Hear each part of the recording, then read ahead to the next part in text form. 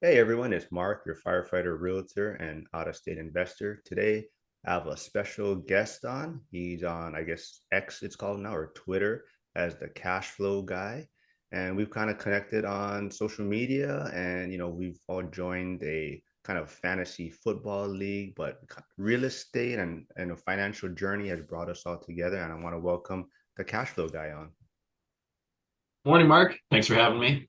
Yeah, I'm glad we finally got to connect. It's been a few weeks, but I've been following you on X, and I love a lot of the content that you're putting out there. But why don't you give my audience a little kind of backstory about yourself? Sure. Yeah. So I am on X as the cash flow guy. By day, I'm a CPA, so I work in technical accounting, uh, basically analyzing complex transactions that your typical day-to-day accounting team um, wouldn't necessarily know how to approach, or you want to make sure you get it right because it's large and unusual. So I'll do a bunch of research and analysis. So I'm a pretty inquisitive and analytical person by nature. Um, but yeah, I think similar to, a lot of folks who are in the real estate space and the investing space, I'm definitely set on not waiting till I'm 65 to retire. So I'm pretty motivated. I spend a lot of my free time looking into different debt vehicles and investing out of state, in state, short term rental, long term rental, commercial, right? What have you. So, for me, it's kind of like a hobby. So I love talking about it. I love looking into it. And yeah, I've got a modest portfolio going. I'm sure we'll talk about that. I want to grow it to a lot more than it's currently at. But at the same time, I think I've made good progress so far. But yeah, really just excited to be, in the community. I've met with yourself and some other people. And, I think these conversations are really fun and insightful. And a lot of times they go in a direction that you don't necessarily expect. So, yeah, excited to see where this goes today. Yeah, why don't you talk a little bit about your maybe your personal finance journey as far as how it got started, the mindset, who did anybody influence you on it, and how'd you get into real estate? Sure.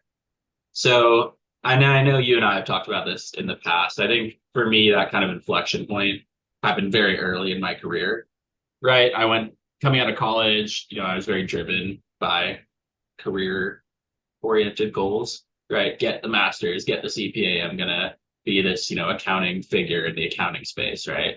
Be a partner at a CPA firm, something like that. Um, but pretty quickly, I looked up the corporate ladder and just realized it was not for me. And I think that manifested itself in a lot of different ways. But I remember a conversation with one partner in particular who she was working at a large CPA firm, and she was in, what was it? She was in Shanghai, I want to say, and got a call from her kid's school. And the principal was like with the daughter, and the daughter she was either sick or in trouble. I forget exactly what, but she like couldn't talk right then. So she was like, oh, call her dad. And then in the background, the kid was like, I told you not to call mom, like she's never available or something like that. And I thought that was pretty sad. And, I want to be a father one day, and that's just not the type of life I want to lead. So I pretty quickly was, wondering what's a better way to do this, right? How can I have more time while still, having the income that I need to provide and kind of live the lifestyle I want to live? So I think that married with my kind of inquisitive nature led to this journey of just researching every possible way, right? Small businesses, Airbnbs. There's so many, right? You can have online businesses, you can buy ATM routes. I've looked into pretty much all of it.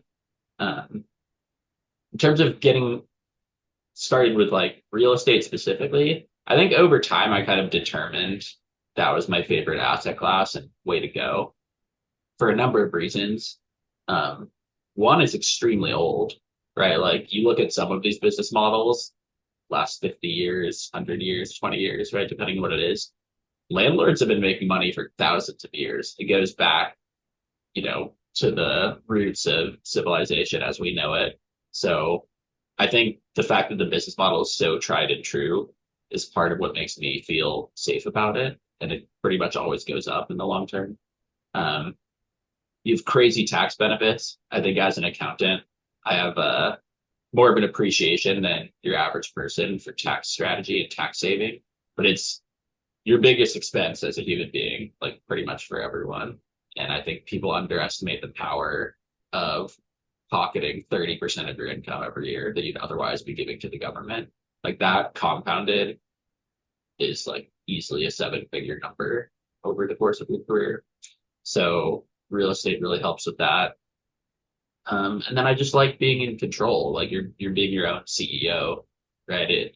Investing in a stock has always kind of concerned me because you're trusting other people, right? You buy a small business, you're trusting employees, your degree of control goes down. Versus if it's just me with a property and I'm just being accountable to myself, I kind of feel like I'm in the driver's seat. And with the amounts of money it takes to get into real estate, I would want to feel that way. I don't want to give that amount of money to some syndication or something where they seem great, but I don't really know. So that's kind of what landed me in real estate. And then yeah, I think my early influencers were bigger pockets. I've always kind of listened to that podcast a lot. And then Raw Built, who has like a Airbnb YouTube channel, if you're familiar. And there were some others along the way, but yeah, I think that's what really got me going. And then I think I just have a really strong habit of like if I reach a fork in the road where I have some sort of question, right? Right now we're going through all these rehab projects here and getting plans made, looking at permitting and all the stuff that I don't know anything about. So when I reach that fork in the road, I like Google the shit out of it. I look at every possible way to approach it and Q&As, forums, whatever.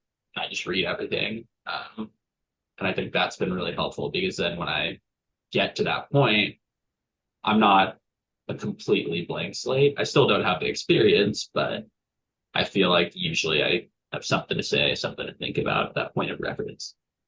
Excuse me. So anyway, yeah, I'll stop rambling there, but I think that's kind of what got me started and my initial, sources of knowledge and how I kind of approach things.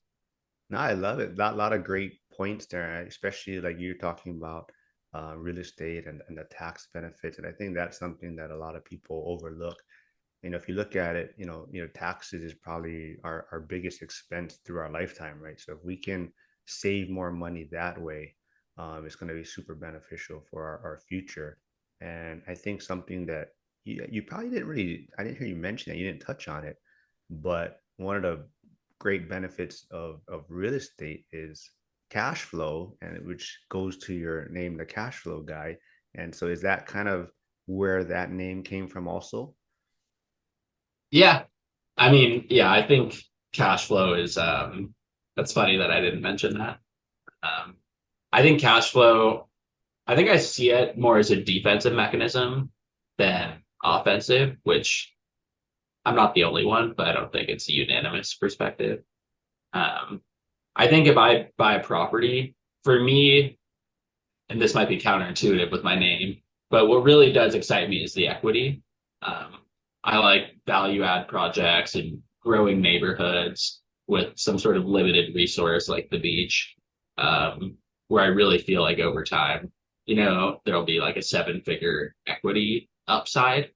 But cash flow to me is a necessary stepping stone to get there because people always say like, oh, you're buying a house, the market's going to crash, right? Oh, you're buying a house, but interest rates right now are 7%.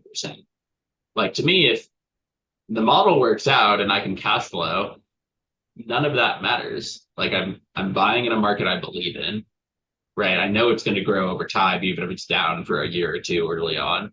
But if I'm making $100 a month, $400 a month, whatever it is, like I can just always hold. I'm safe. Nothing can happen unless it's vacant or there's some huge capital expenditure. Like there's always some risk. But if you have positive cash flow, you can service your debt, which is the most immediate risk for landlords. So cash flow to me is like a necessary and foundational precaution, I would say, to building. Um, Looking forward, I think as properties get more paid off, I can make bigger down payments, planning to get into the short-term rental space, cash flow will start to replace more of my income. But right now, I think for me, it's protective in nature. Yeah, And I think that. Oh no, go ahead. Go ahead. I was just going to say really quick, one example of that is the home we built in Colorado Springs. It's on a 15-year mortgage. Um, so we're renting now. We make a couple $100 a month. If it was on a 30-year mortgage, it would be pretty meaningful, like $1,300 or $1,400 a month in cash flow. Um, but my fiance and I, we've decided to do the 15-year, right? So it'll be paid off in like 13 years when we're 40. And that's kind of our foundational, like that's our rock property. Um, so taking a bit of a hit on the cash flow now, but that couple hundred about bucks a month makes it feel safe, right? And it can only go up from there. Hmm. I wanted to ask you something else, but since you brought up the 15 and 30-year mortgage, I kind of want to maybe touch on that a little bit real quick. So Sure. what was the thought process behind that? Because you see a lot of different opinions on social media. Some people like always 30-year fixed rate debt. Some people, like you mentioned, 15 years trying to pay it off quickly. So what was the thought process behind that? Yeah. I mean, I think pretty much I'm in the 30-year camp for all future properties. Um, just that first one, I like the 15-year because I think if you buy your first property and it appreciates pretty quickly, which this one has, and it's on a 15-year, and then you rent it when you're in a situation where you're cash flow positive, then I don't know if you've looked at like you probably have, but an amortization schedule for a 30-year property, like the amount of principal you pay off in the first 5, 8 years is pretty small. It's pretty negligible. Those payments are like 70 to 85% interest most times, depending on the numbers. Um, so, people talk about loan pay down. Your loan pay down isn't that meaningful. So I think for the 15-year, I liked that the payment was $1,000 more a month while we lived there. But it was still manageable for us. And I felt like, all right, if I'm going to go and do, some riskier plays, right, I'm going to get leverage. I'm going to do short-term rentals, things that I see as further in the risk spectrum. I'd like just this really steady, low risk property as a platform to do all of that. So our equity now is, I think it's like 40, 45%. We have a HELOC. We'll maybe do a cash out refi if rates come down at some point. But, I can keep using that equity to do other things with, um, while understanding that, if we don't refi, it'll be paid off when we're 40. And I think that's kind of, it's probably not optimal in terms of return on equity, right? Selling it or doing something else quicker would be optimal. But I think I'm going to take all those risks with properties 2 and beyond. But property 1, I just want to keep it. And then when it's paid off, I think it'll be doing about 5,500 in rent, 13 years from now. So, you know, 60 grand, 65 grand a year, something like that, before taxes, which, that'll be a really nice contribution to being financially independent. I think you touched on it earlier too, and I think that's what's so great about real estate is that there's so many different strategies and entry points and exit strategies. And like we just kind of talked about, there's 15-year mortgages, there's 30-year mortgages, there's different options and whatever fits your strategy at that time or maybe your goals, right? So I think that's one of the great things about real estate.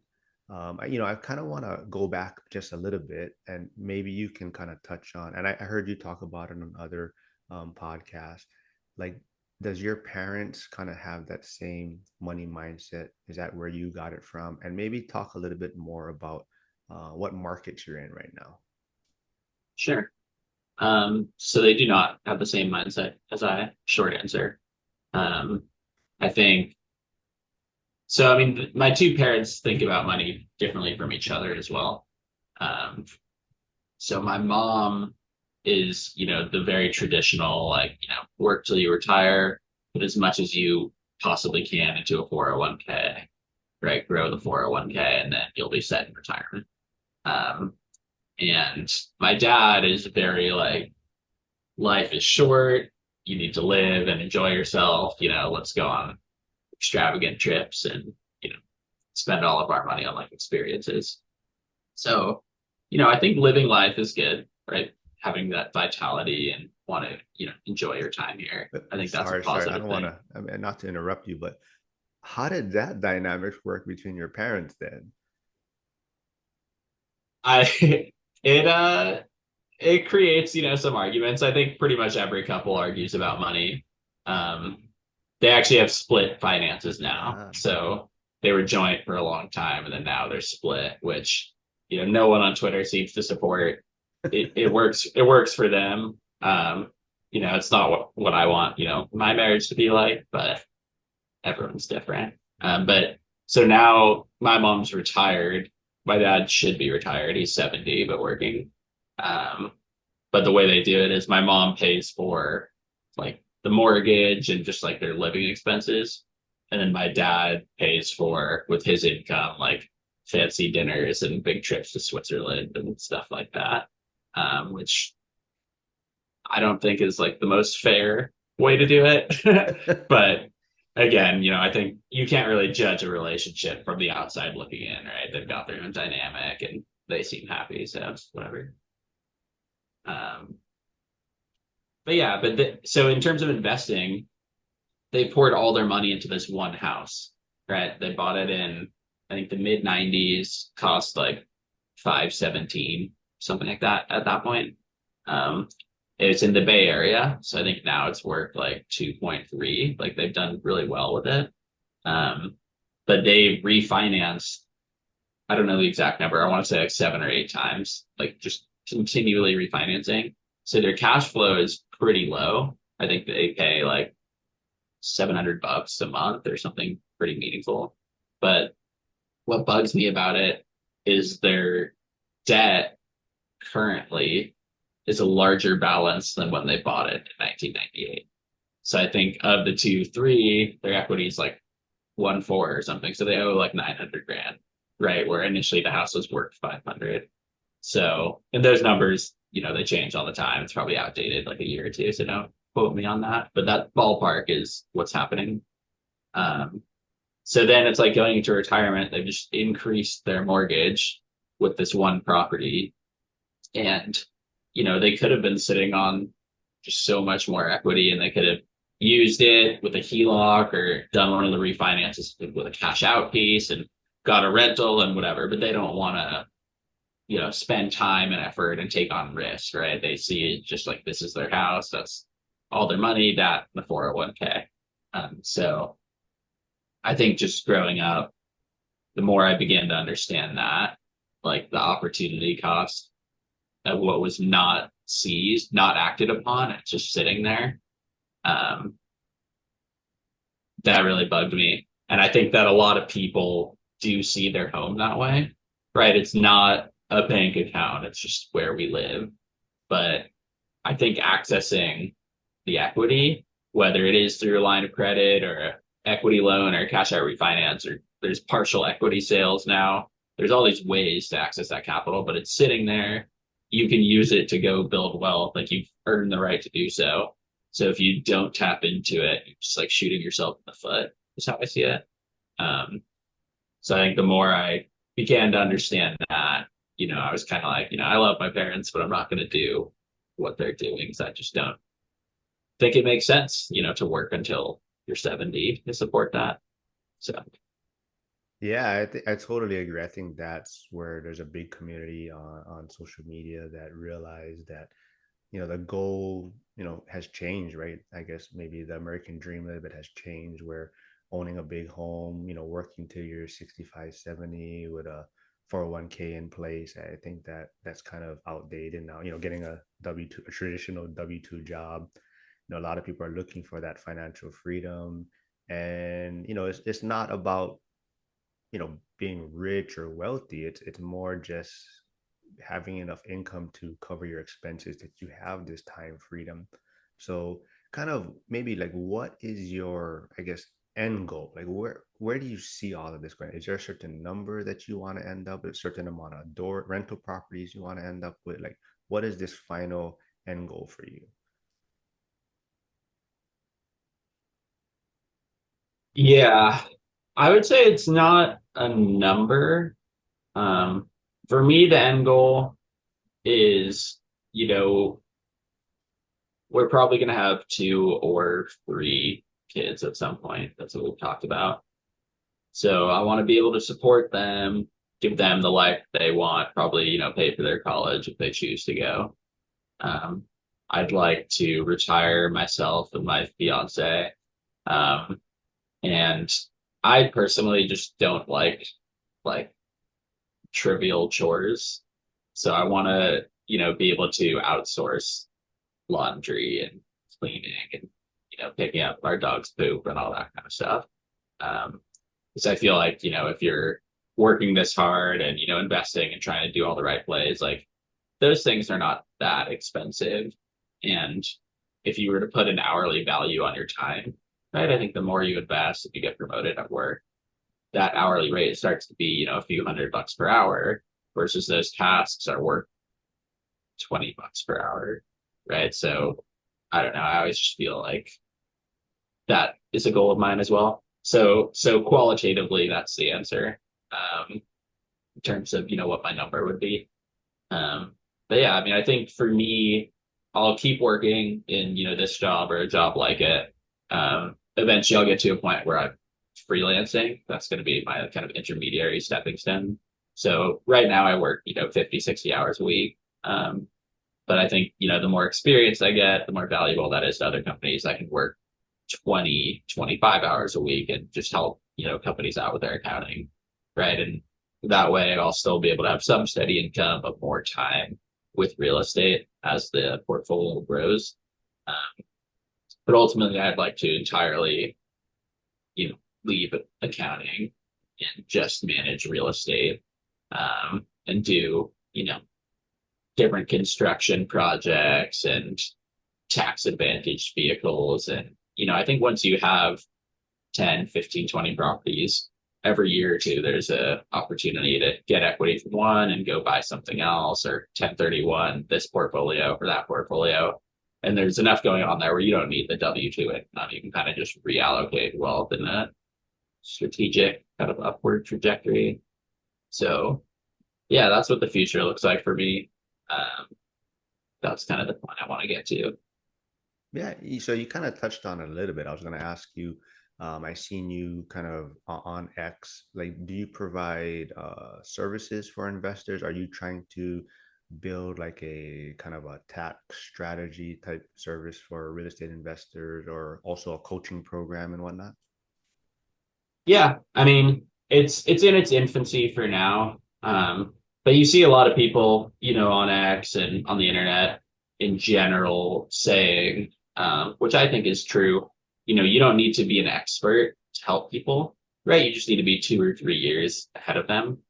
Um, so yeah, so I recently set up kind of a channel through which people could schedule time with me, and we could talk through what they're going through. Um, Now, I still don't think I'm an expert, right? I feel like I have a lot to learn, and you could probably attest to this. The more you invest, the more you do learn, the more you realize there's a lot you don't know, and it almost feels like your ratio of what you know to what you don't know is like getting worse. Um, but at the same time, I built a house, I've done some construction projects, I've gotten into different types of debt, I've done a lot of real estate research, invested in multiple states. I'm a landlord, I manage property. So I definitely think I have um, knowledge that, could be helpful to people who haven't started. So yeah, so right now I offer consulting services for anyone who just wants to talk through probably getting their first property. Um, but yeah, long term, I think that ratio of knowledge we talked about will get better.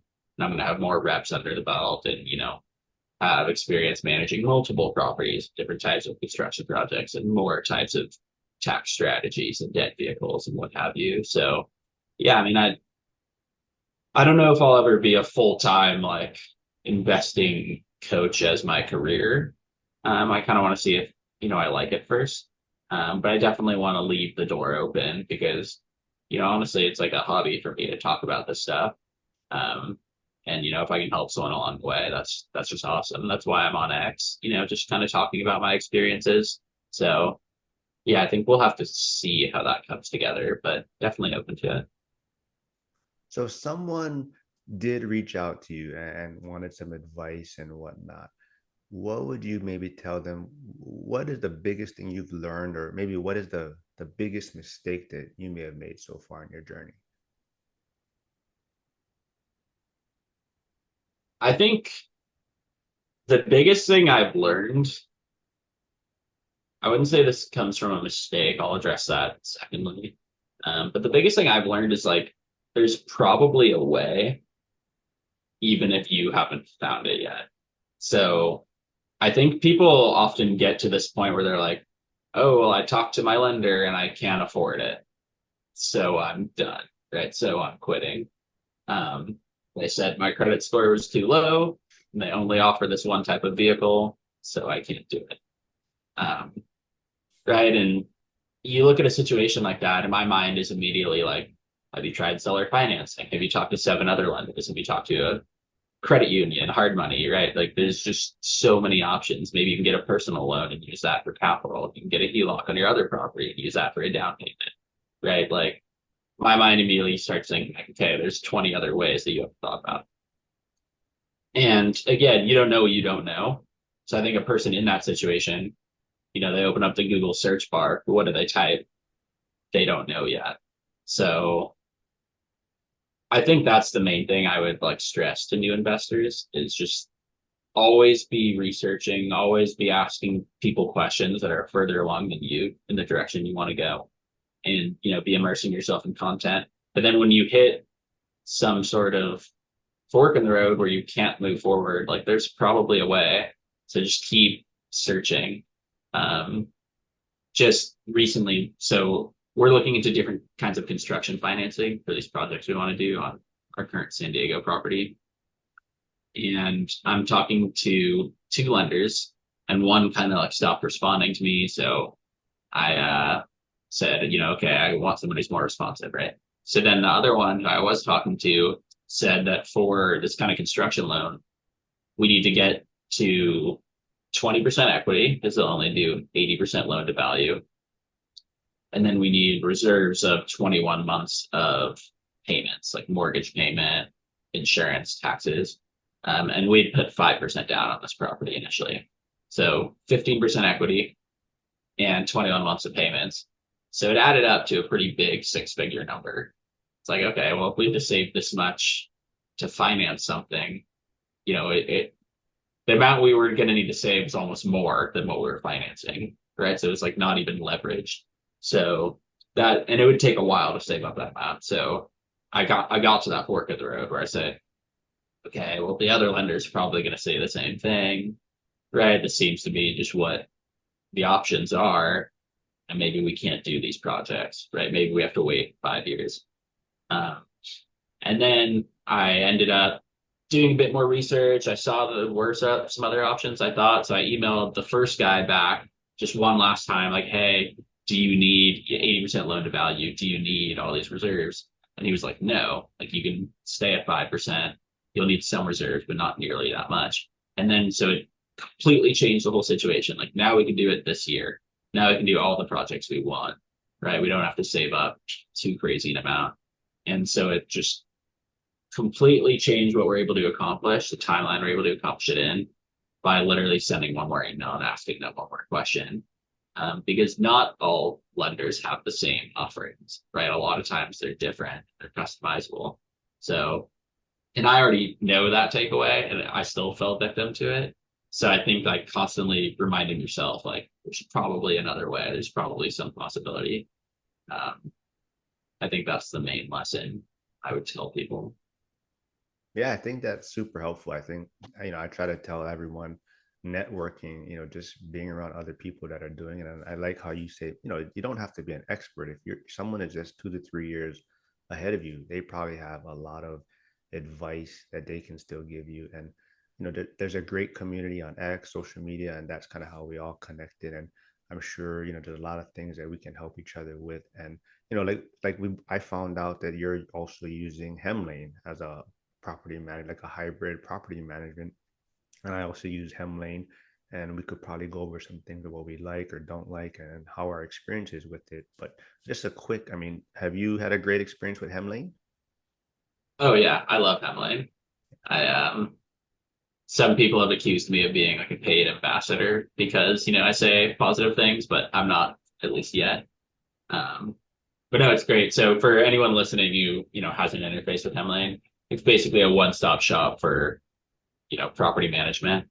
Um, and they just have everything in the tool. So for example, when I went to list my first property, I didn't really know what I was doing. Right. I got some pictures taken. I wrote a listing and you put it in Hemlane's listing template and just hit a button and it goes to like 30 plus websites, right? Zillow, apartments.com, Trulia, realtor.com, Redfin, everywhere. So then what happened is I had just all these inquiries, way more than, I could handle. So then I was able to increase the price, still had all these inquiries. Um, Within 48 hours, I had done a bunch of showings and ultimately got a tenant to sign a 3-year lease. Um, all the background checks and credit checks happened through Hemlane. So that was awesome. And then I have automatic payments set up. Um, they give you a free premium subscription to Rocket Lawyer, which I use to draft my lease agreement with like Colorado specific state laws, kind of contemplated with the agreement. So that was really helpful. And then they have a 24/7 property management offering as well. So my tenants can call their people essentially at any hour of the night. And there's a network of contractors and professionals who can, go fix something. And I don't have, the classic like 2 a.m., my toilet's leaking that everyone's worried about. Um, it still will come to me. I think if it's above a certain dollar threshold, I want to say I'd have to go check the kind of policy, but that's what I remember. Um, and yeah, and in terms of cost, I think the package I have, which is like the most, it has the most offerings because I wanted the 24/7 property management and all the bells and whistles. I think it's $60 a month. Um, and the house in Colorado Springs right now rents for 3,600 a month. So it comes out to 2% for me, whereas most property managers are 10%. So much cheaper there. And when I add more properties, again, I'd have to check, but I don't think that monthly fee goes up. So it'll be a decreasing percent of like total revenue for me. Um, and it's, knock on wood, there's been no headaches or anything so far. It's been pretty easy. Um, and at the end of that 3-year term, when it's time to get new tenants, they offer a service included in that fee, which is, you can get a local agent to go and do showings for you because, we moved out of Colorado. So now that's out of state for me.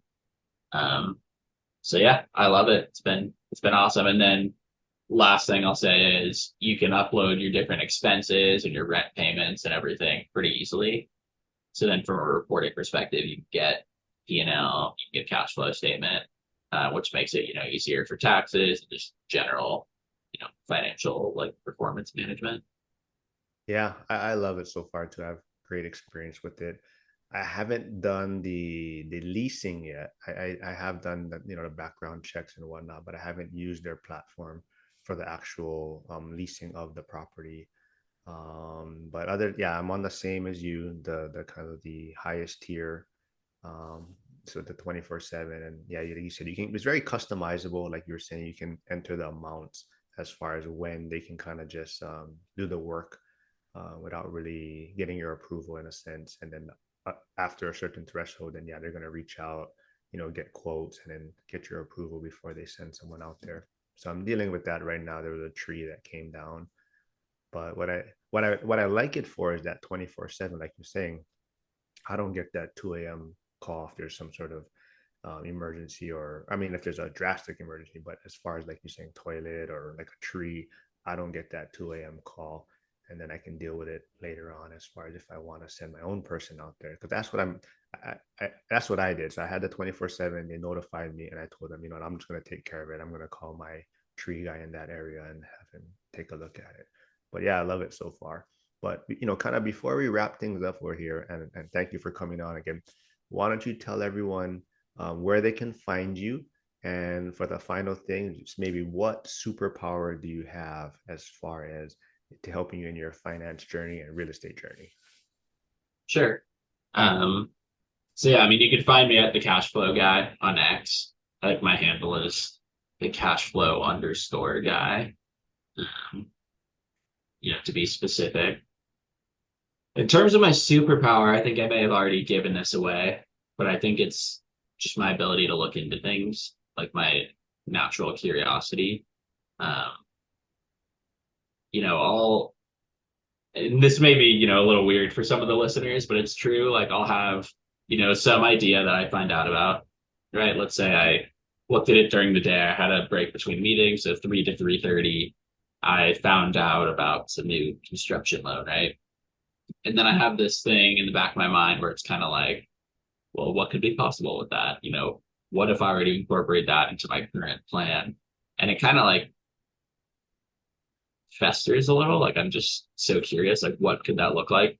That I actually have to build. I guess I'm just a huge nerd. I basically need to go build like a forecast in Excel to like scratch that itch and like address it so I can like sleep that night. So then, after work finishes, I'll go and I'm pretty handy in Excel. So I'll make like an amortization schedule and okay, well, the construction can happen earlier now because I need a less of a down payment and here's the interest rate, blah, blah, blah, blah. How does that end up? And then, if it's more favorable than the current plan, it becomes the current plan. And if it's less favorable, then okay, I learned kind of the mechanics there. Um, so I think that's somewhat unique in the real estate investing space. And I think it's partially because, I am an accountant at heart. Um, but yeah, I think my ability to take new information and make it like actionable, like, okay, what would it actually take? Who would I need to call? When would that happen? Right. If the numbers work, then I'm also pretty strong at like executing on something. Not, waiting around or, I'll make, a few different milestones, put them in my calendar and do what I said I was going to do them. So yeah, I would say that's my superpower. It's never like oh, I'll look into that someday, right? It's like that night I go and build a model most times. So I think that's been really helpful for me. Yeah, I think that's a great superpower to have. I think that's what I notice a lot of people that I've interviewed or that are going down this financial freedom journey. There's something that some passion behind it, and like you're saying, that it's just itch that they have to scratch, and they're gonna dig deeper and figure out some sort of solution. But I love that. But once again, thank you for taking time out of your busy schedule to do this. And know, we didn't get a chance to touch on it, but we formed a fantasy football league, and maybe we can have everyone back on and talk about it. And hopefully next year we can be a little more organized and get more people involved, and maybe we can do a draft in like a Twitter space or something, and have some more fun with it. But yeah, everyone Yeah, out there, yeah, go check him out. Go schedule a call with him. Figure out what he's doing, see if he can give you any advice. But we'll do this again. sounds good, Mark. Thanks All right, again man. for having Thanks, me, man. and looking forward to our fantasy matchup in a few weeks. All right, man. Thanks, man. Bye. Take it easy.